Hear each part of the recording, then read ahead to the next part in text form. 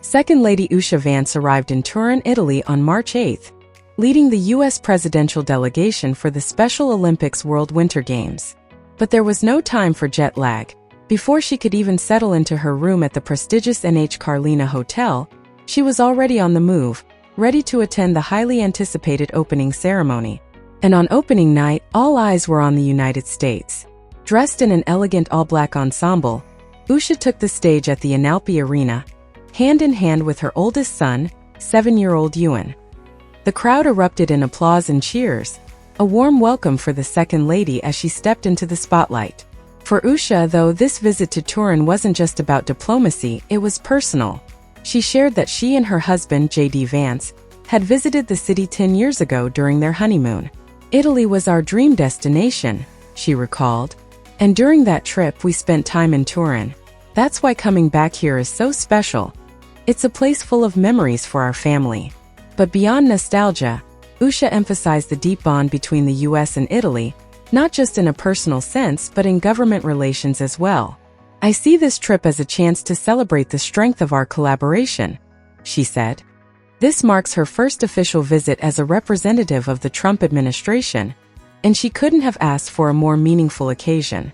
"I'm honored that my first trip in this role is for the Special Olympics, an event that showcases the incredible dedication and spirit of these athletes. They've trained so hard, and this is their moment to shine." Usha Vance's last public appearance before leading the U.S. delegation in Italy was on Tuesday night, as she attended President Trump's address to Congress. For the occasion, Usha wore an oversized ensemble, joining one of the returning 90s trends with a modern twist. She chose an ivory two-piece suit for the important event, which consisted of an oversized blazer, paired with matching pleated trousers and a white top.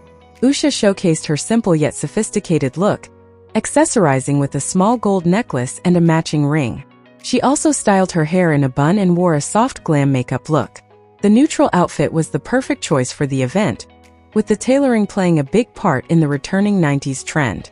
However, the updated proportions show a slightly different silhouette. Just last month, Usha made another public appearance, wearing another stylish look in Paris. The Second Lady accompanied her husband J.D. Vance to a work lunch with French President Emmanuel Macron and his wife Brigitte Macron. The couple posed for photos at the Grand Palais during the Artificial Intelligence (AI) Action Summit. Stepping out in a sophisticated ensemble, Usha wore a blue V-neck dress from Favorite Daughter featuring pleated details and long sleeves. The vice president coordinated with his wife in a navy blue suit, paired with a white button-down and a red tie. The couple held hands at their arrival and had a casual conversation with the French president and his wife. Meanwhile, Brigitte wore a blue dress paired with a matching coat and minimal jewelry, while the president wore a dark blue suit paired with a matching tie. The group was all smiles at the event, taking photos together and looking in good spirits. This trip marks the second family's first official visit abroad since taking office. Upon arrival in Paris, Usha Vance made an impression with her sophisticated all-black ensemble, complete with matching heels. Leading the way off Air Force 2, she held hands with her 4-year-old son Vivek. Just behind her, J.D. Vance, dressed in a blue suit, descended the steps with their eldest son, 7-year-old Ewan, who walked independently, while the vice president carried their 3-year-old daughter, Mirabelle, in his arms. On Wednesday evening, Vice President J.D. Vance and Second Lady Usha Vance visited the Notre Dame de Paris Cathedral with their children. Usha elegantly donned the Machiavelli coat. The journey of J.D. Vance and Usha Chilukuri kicked off at Yale Law School, a place where two wildly different lives intersected. Vance came from a hardscrabble family in Middletown, Ohio, shaped by the grit and spirit of his Appalachian lineage. Across the classroom sat Chilukuri, a child of South Indian immigrants, brought up under the warm sun of San Diego suburbs. But in this unexpected match, they found not just intellectual counterparts but lifelong soulmates. Their 2014 wedding painted a vivid picture of their partnership. Under the wide Kentucky sky, a federal judge presided over a straightforward civil ceremony. The festivities didn't stop there, though. They flowed into a traditional Hindu vivaha, a revered samskara in Hinduism. Through the exchange of garlands and rituals around a sacred fire, they celebrated Usha's heritage, intertwining their cultural roots into a shared destiny. In the early days of their marriage, JD and Usha were on the move, their ambitions pulling them across cities and even borders. They set up homes in Columbus, Ohio, Cincinnati, and Washington, D.C., with Usha carving out a stellar path in law.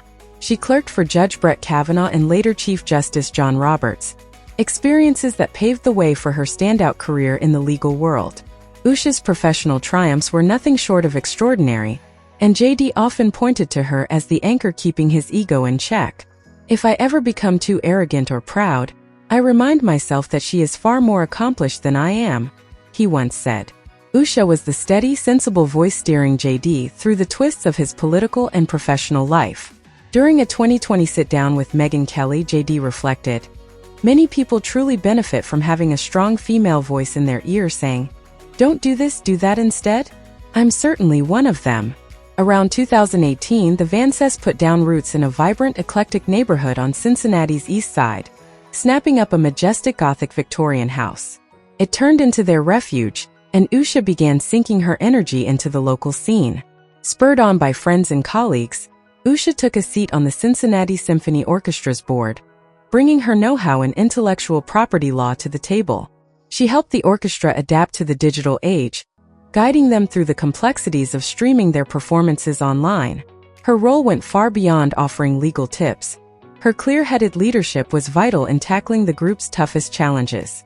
As JD's political journey gained momentum, sparked by Hillbilly Elegy and his climb to becoming Donald Trump's vice presidential pick, Usha's presence grew even more critical. She was right there with him, burning the midnight oil to polish speeches and map out plans, proving herself not just his nearest companion but his most relied-upon counselor. In 2022, as JD campaigned for Senate, Usha was his rock behind the curtain. After their third child arrived, she dialed back her public role, but whenever she stepped into view, she made waves. Her understated yet unwavering poise became a standout feature of JD's campaign. At the 2024 Republican National Convention, Usha took the stage for her first public speech, introducing JD with a spark of humor. "When I was asked to introduce my husband JD, I didn't know what to say. This is the man who's already been made into a movie by Ron Howard." Her playful tone relaxed the crowd, highlighting her effortless charm and composed nature.